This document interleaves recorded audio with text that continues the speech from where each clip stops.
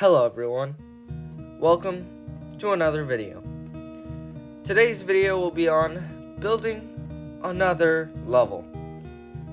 Mostly because, look at this view, count. It went from 20,000 to 66,000 with only 10 videos. But that's besides the point. We're starting another level. It's right here.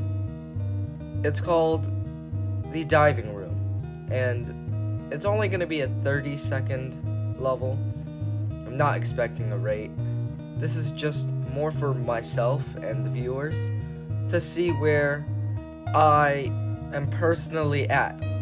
So let's get straight into decorating because the layout's pretty good.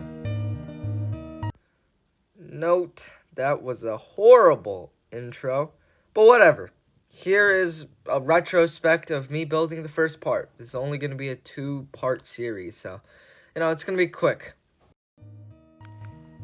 Anyways, this is the part pretty much with all of the decoration laid out. You can see I went for a very simplistic design that actually fared pretty well. Designs such as the water and how it layers is really effective, but also very efficient when it comes to building. It's very optimized and it looks great. I did take a lot of inspiration from Yoreed's level, the Vermin Queen. And yes, I did add a frame-by-frame animation at the start of the level. It is not very efficient when it comes to optimization, but making it by hand just gives it so much more character than doing it with a keyframe, and it just looks so much better. So much imperfect, which is what I want in my levels from now on. I don't want it to be all perfect.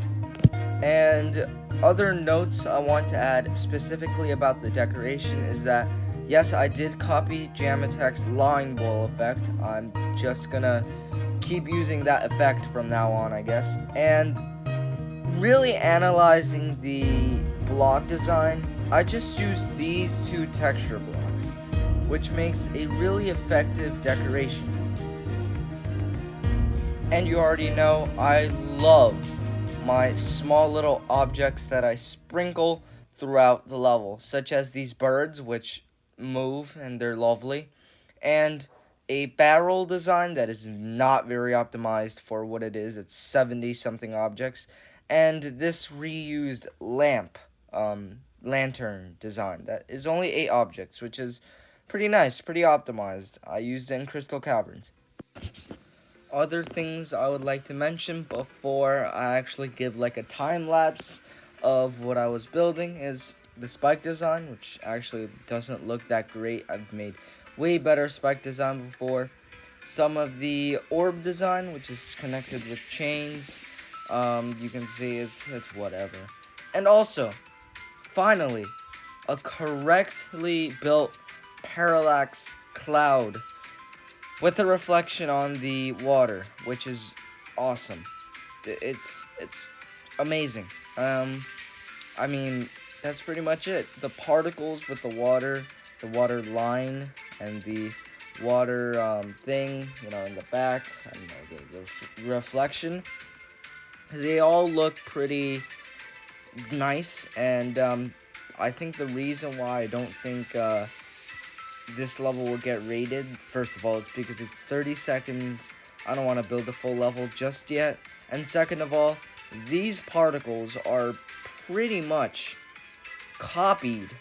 I'm not proud that it's copied, but you have to learn somehow.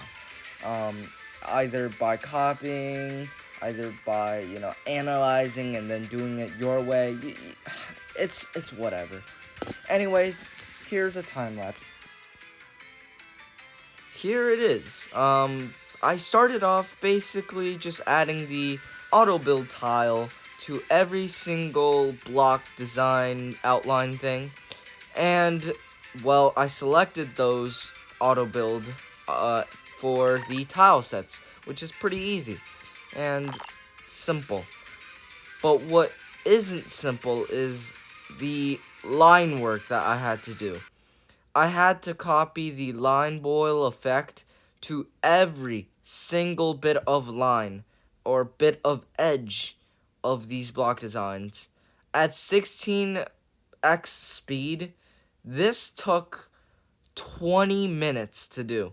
The rest of the time lapse was basically like 4 minutes. Now, after I finished the line work, I decided to work on some shadows and some other details such as this metal pole that is rotting. Yes, I did use the same effect I used in Crystal Caverns. Sue me. Go ahead. Try to. It works. It works. Yeah, that's pretty much it. That's pretty much what I did. Added some more waves to the water, added some spikes, and voila, that's done. Yes, I did add vines. That's important. Here's the showcase.